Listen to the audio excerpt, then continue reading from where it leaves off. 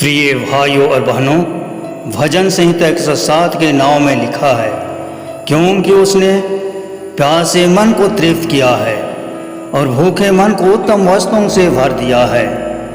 यूहन्ना 6:35 में यीशु ने कहा, जीवन की रोटी मैं हूँ, जो मेरे पास आएगा वह कभी भूखा ना होगा और जो मुझ पर विश्वास करेगा वह कभी प्यासा ना होगा। संसार के भोजन से हम बार बार भूखे हो सकते हैं, लेकिन परमेश्वर के वचन, आत्मा और अनुग्रह से जो तृप्त होता है वह कभी फिर भूखा नहीं होता। यीशु हमें यह सिखाते हैं कि अगर हम धर्म की प्यास और भूख रखते हैं तो परमेश्वर निश्चित रूप से हमारी आत्मा को भर देगा। इस वचन के अनुसार आत्मिक जीवन में सच्चा सुख उसी को मिलता है जो परमेश्वर को पाने के लिए ईमानदारी से ललायित रहता है। आज हम एक ऐसी अद्भुत और आत्मिक रूप से गहरे अर्थ रखने वाले वचन पर मनन करने जा रहे हैं, जो केवल एक चमत्कार नहीं बल्कि प्रभु यीशु मसीह के करुणामय स्वभाव और हमारी आवश्यकताओं के प्रति उसकी चिंता को प्रकट करता है। मार्कुस 8:1-9 में वर्णित यह घटना हमें दिखाती है कि जब मनुष्य के पास कुछ नहीं बचता, जब थकान और भूख हावी हो जाती है, तब भी यीशु हमें भूलता नहीं है। वहाँ एक बड़ी भीड़ 3 दिन से यीशु के साथ थी, भूखी और थकी हुई, पर यीशु ने उन्हें जाने नहीं दिया। उसने करुणा दिखाई, थोड़ी सी रोटियों और मछलियों से सबको तृप्त किया और यह दिखाया कि उसकी आशीष में कोई कमी नहीं होती। आज हम भी अपने जीवन में अनेक बार ऐसी परिस्थितियों में आते हैं जहां लगता है कि कुछ शेष नहीं बचा, न समर्थ, न मार्ग, न उपाय।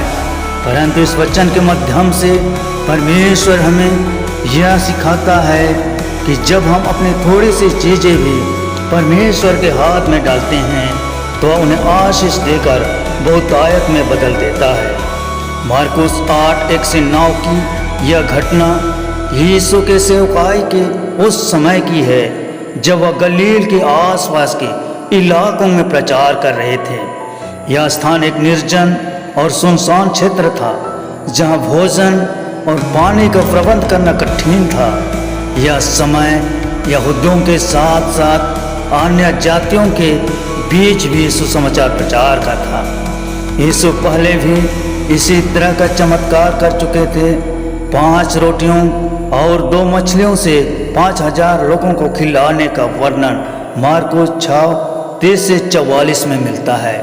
लेकिन उस घटना में अधिकांश लोग यहूदी थे, परंतु मार्कुस 8:1-9 की घटना मुख्यतः अन्य जातियों के क्षेत्र में घटी थी। इसका संकेत इस बात से मिलता है कि वहाँ की संस्कृति, भोजन और भाषा यहूदी क्षेत्रों से थोड़ी भिन्न थी। उस समय की सामाजिक व्यवस्था में यहूदी लोग अन्य जातियों से दूरी बनाए रखते थे। वे मानते थे कि परमेश्वर की आशीष केवल यहूदियों के लिए है, परंतु यीशु ने यहाँ आकर यह स्पष्ट कर दिया कि परमेश्वर का प्रेम और उसकी करुणा हर जाति, हर भाषा और हर राष्ट्र के लिए है। लोग 3 दिन से यीशु के साथ थे। वे उसकी शिक्षा को सुनने के लिए अपनी भूख, प्यास, आराम और सुविधा को भूल चुके थे। यह दर्शाता है कि लोगों के दिलों में परमेश्वर के वचन के लिए कितनी प्यास थी। उस समय फरीसियों और यहूदी धार्मिक अगुओं में विरोध का था। वे यीशु की शिक्षाओं को अस्वीकार कर रहे थे और लगातार उसकी परीक्षा ले रहे थे।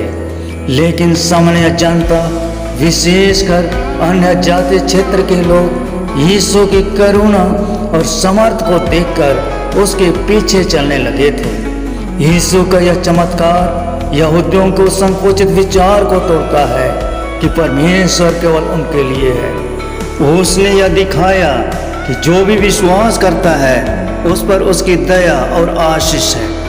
यह घटना यह भी दिखाती है कि यीशु केवल आत्मिक बातें सिखाने वाला नहीं, बल्कि हमारी शारीरिक आवश्यकताओं को भी गंभीरता से लेने वाला उद्धार करता है। लोगों के पास भोजन नहीं था, वे निर्जन स्थान में थे, पर यीशु ने उनके भूखे पेट की चिंता की। आइए वचन दर वचन समझने की कोशिश करते हैं। मार्कुस 8:1-2।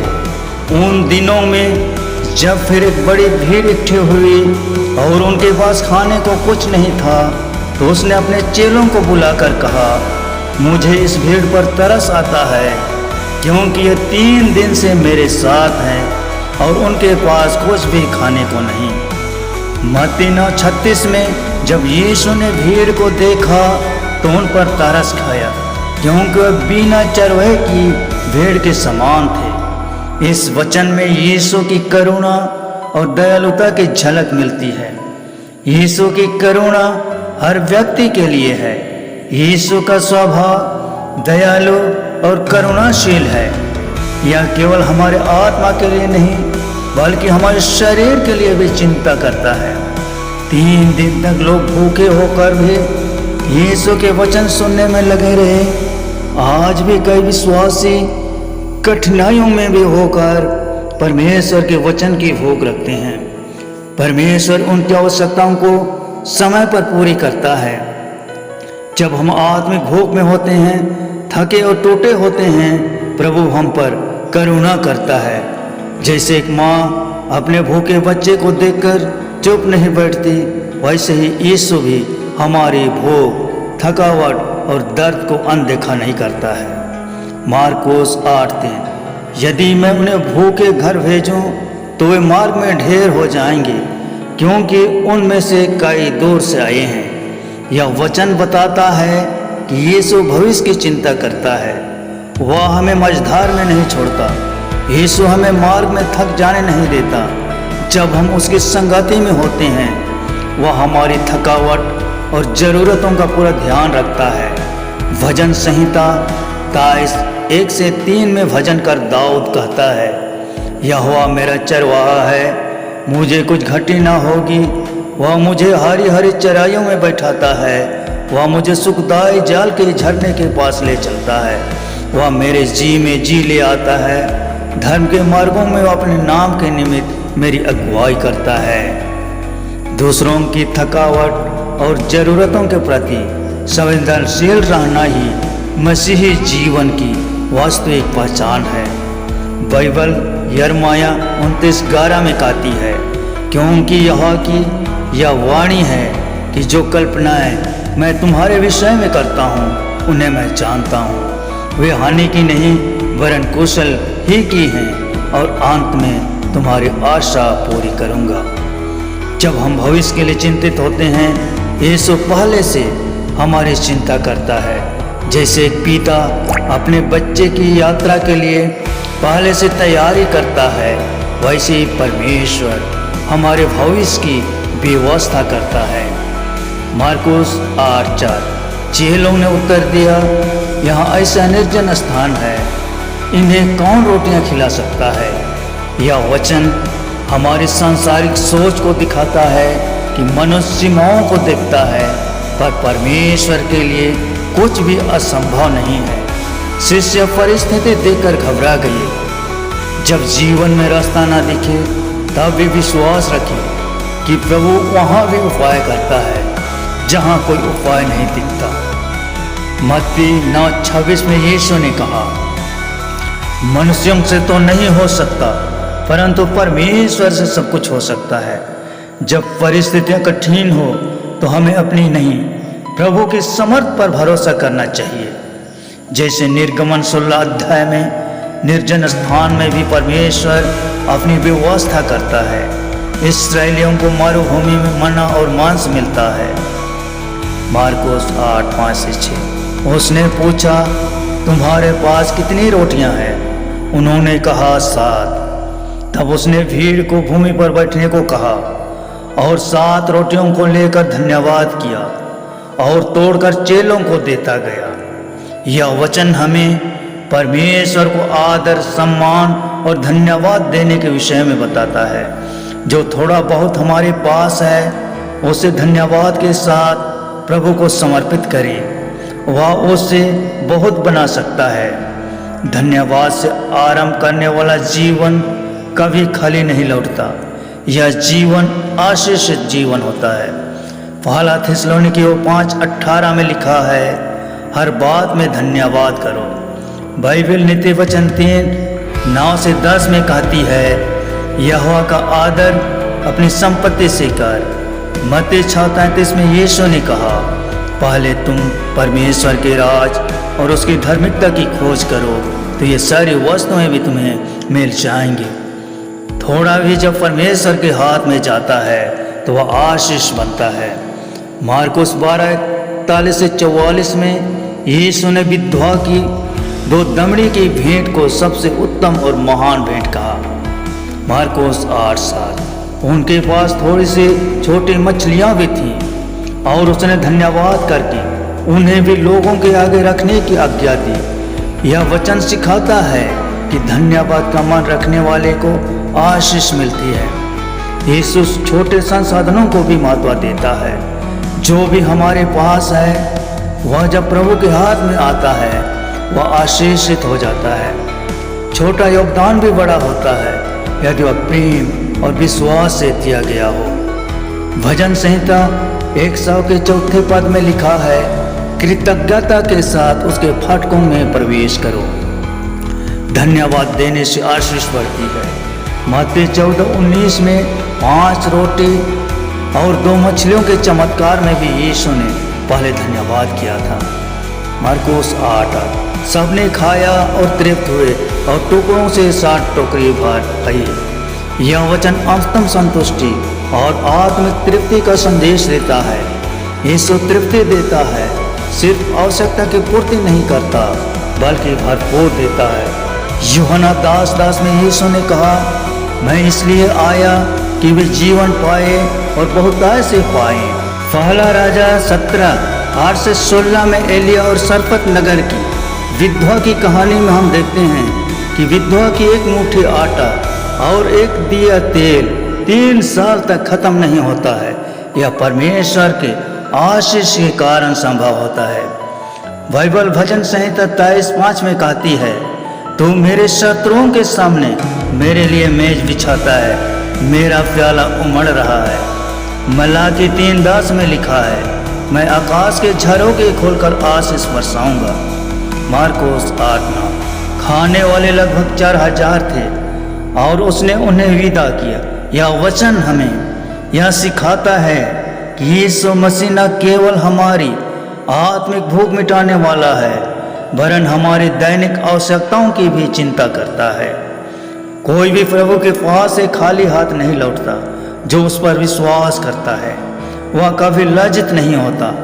रोमियो 10 के 11वें वचन में लिखा है, जो उस पर विश्वास करता है वह कभी लज्जित नहीं होगा। यीशु भीड़ में हर एक की चिंता करता है।